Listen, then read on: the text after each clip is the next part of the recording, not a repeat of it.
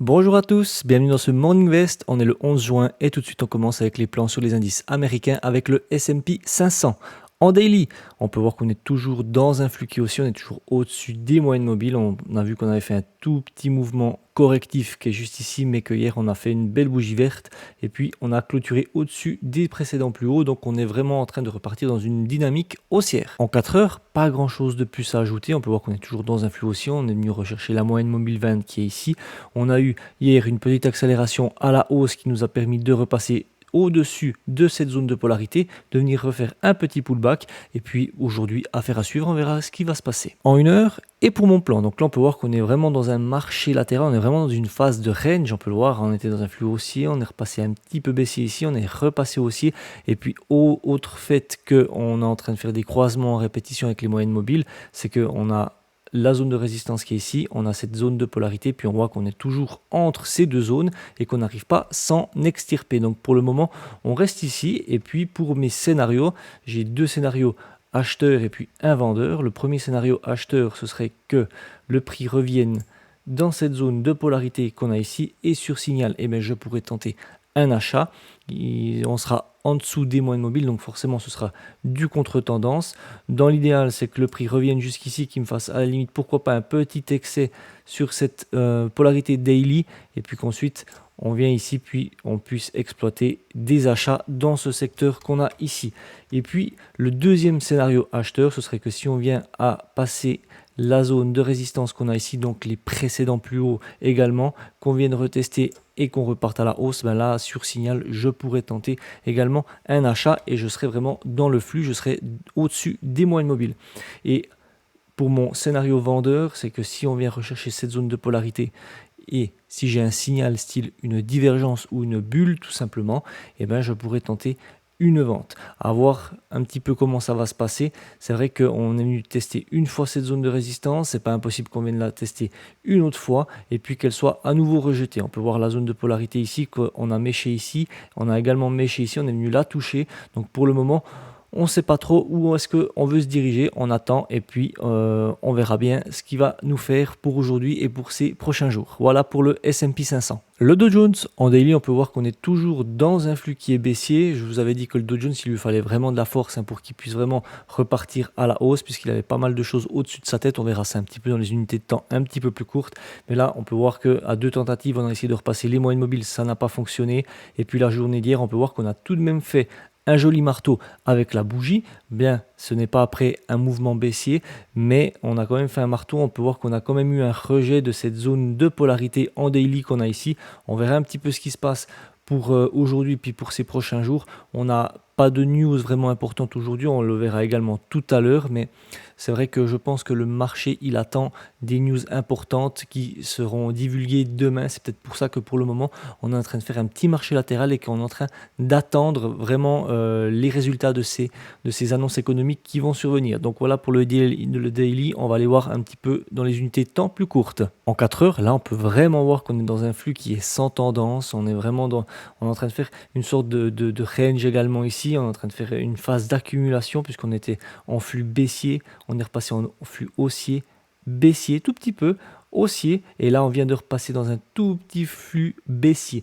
Donc là pour le moment on sait vraiment pas trop où est-ce qu'on a envie de se diriger. Là le Dow Jones il est en train de se dire bon ben voilà, je bloque sous la polarité, ça marche pas, j'essaie vraiment de donner de la force, j'ai réussi à passer, mais bon il y a la moyenne mobile 200 jours qui est là, il y a la zone des 39 000, ça ne repasse pas, on se retrouve en dessous de la zone de polarité encore une fois, et puis là on est vraiment en train d'attendre un petit peu, je pense, la journée de demain pour les annonces économiques, parce que là, on fait pas grand-chose. On a quelques petites accélérations, que ce soit un petit peu à la hausse, un petit peu à la baisse, mais là, pour le moment, on fait pas grand-chose. Donc là, le but vraiment, ce serait de casser soit le précédent plus haut qu'on a là, soit qu'on vienne rechercher les précédents plus bas, puis qu'on continue qu'on se relance dans une dynamique. Mais là, pour le moment, on est vraiment en train on est vraiment en train d'attendre, je pense. Donc voilà, en une heure. Et pour mon plan, donc là on peut voir qu'on est toujours dans un flux qui est baissier, on est à peine au-dessus des moyennes mobiles, mais bon les moyennes mobiles elles sont vraiment plates, elles sont vraiment collées l'une à l'autre, donc est-ce qu'on peut vraiment dire qu'on est repassé dans un flux qui est haussier puisque on est dans un flux qui est baissier mais que les bougies sont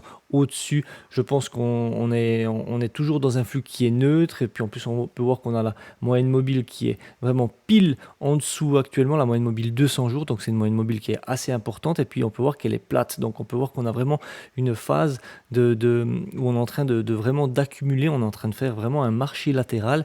Donc moi, pour mes plans, je vais privilégier autant les achats que les ventes pour aujourd'hui. On va commencer avec mes scénarios acheteurs. Ce serait que si le prix vient rechercher cette zone de support qu'on a ici, et qui me fasse pourquoi pas un tout petit excès sur le 61.8 de tout ce dernier mouvement haussier, et que ce palier 61.8 sera rejeté, et bien là, à ce moment-là, je pourrais exploiter des achats. Et puis, pour mon deuxième scénario acheteur, ce serait que si on vient recasser cette zone de résistance qu'on a ici, on peut voir qu'elle a été travaillée une fois, deux fois, trois fois, et bien si on viendrait à casser et qu'on passe au-dessus des 39 100, et bien à ce moment-là, je pourrais continuer de payer dans un flux qui est haussier. Et puis pour mes scénarios acheteurs, si le prix vient à rechercher et à franchir par le bas cette zone 61 ce palier 61.8 qui converge plus ou moins avec les précédents plus bas qu'on a ici, la zone elle est un petit peu plus haute, mais on n'est pas loin quand même. Et puis qu'on vienne retester ce palier, et ben à ce moment-là, si j'ai un signal, je pourrais tenter une vente et puis aller rechercher les 100%.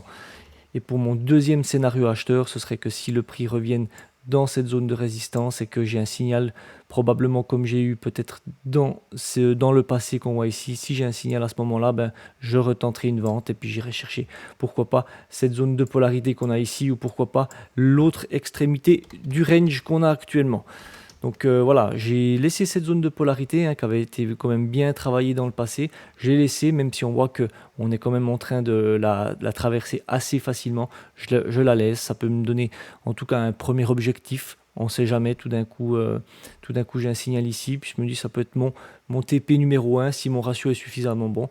Et puis voilà, donc là on est vraiment en train de faire, là le but c'est on achète le bas du range, on vend le haut du range, et puis si on casse plus haut, on achète, et puis si on casse plus bas, on vend, on passe vendeur. Donc voilà pour le Dow Jones.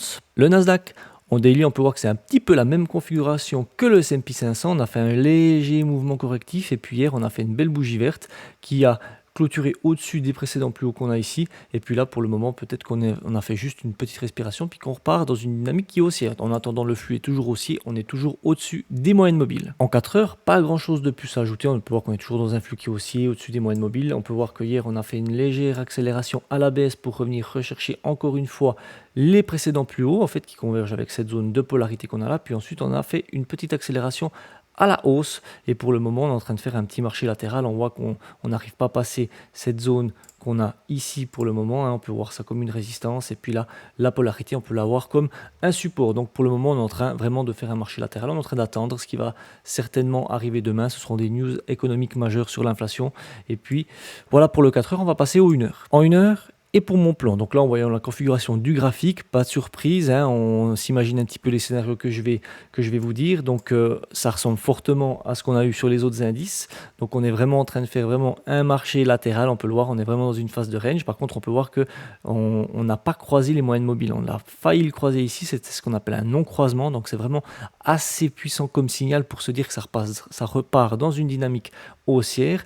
Mais quoi qu'il en soit, mes scénarios sont les suivants. Donc pour mes scénarios acheteurs, ce serait que le prix vienne rechercher cette zone de polarité qui avait vraiment bien été travaillée dans le passé, et sur signal, je pourrais tenter un achat. Et évidemment, si on casse cette zone de résistance qui converge également avec les précédents plus hauts, et sur signal, je pourrais tenter également un achat, et je continuerai de payer dans le flux puisqu'on sera au-dessus des moyennes mobiles. Et puis pour mes scénarios vendeurs, si on viendra à casser cette zone de polarité, on serait sous les moyennes mobiles, et puis on aurait cassé également les précédents plus bas. Donc là potentiellement je pourrais tenter une vente. Et puis si on se retrouve encore dans cette zone de résistance qu'a méché ici et qui est venu tester ici, puis qui a été rejeté également, on peut voir qu'on a fait une toute petite mèche également ici. Si on vient là dedans et que j'ai un signal pour vendre, je l'exploiterai et je vendrez le marché, on sera au-dessus des moyennes mobiles, donc forcément ce sera du contre-tendance. Il me faudra une belle divergence ou une belle bulle de Bollinger pour que je puisse l'exploiter. Donc voilà pour le Nasdaq et pour les plans sur les indices américains. On va directement passer au calendrier économique. Et concernant le calendrier économique, on peut voir qu'on a un petit peu plus de news que hier, pas forcément majeures, mais on en a quand même quelques-unes qui peuvent avoir une petite influence. Et on commence avec le Royaume-Uni avec un taux de chômage qui est attendu sans changement. On aura également 2 discours de membres de la BCE pour aujourd'hui, et du côté des États-Unis, on aura un rapport mensuel de l'OPEP qui peut avoir une petite influence sur les actifs pétroliers. Donc voilà un petit peu pour le calendrier économique. On peut voir, on va juste regarder celui de demain où on peut voir qu'on aura quand même une décision de la Fed sur les taux d'intérêt. J'y reviendrai demain dans tous les cas, mais je pense que le marché, il attend vraiment d'avoir ces chiffres pour demain avant de faire vraiment des mouvements vraiment dynamiques dans un sens ou dans l'autre. Donc c'est pour ça qu'on est vraiment en train de faire un marché latéral pour le moment. Et puis voilà, on verra un petit peu aujourd'hui ce qui se passe, et puis on verra également demain ce qui se passe, si les chiffres sont bons, sont pas bons. En théorie, il ne devrait pas y avoir de surprise, hein. La Fed devrait maintenir ses taux au même taux qu'ils sont maintenant. Donc voilà, on attend quand même demain, et puis on verra un petit peu ce qui se passe. De toute façon, on en reparlera demain. Et puis voilà, donc pour le calendrier économique, et concernant la stratégie dual momentum, vous avez vu, on a commencé un petit peu à affaiblir dans les scores momentum. On peut voir pour le MDY et puis pour le SPY, on a fait quand même une belle petite montée, on a fait une petite poussée hier. On peut aller voir sur les graphes. On va commencer par le MDY où on peut voir qu'il est venu chercher le 61,8 et il a fait une belle poussée à la hausse.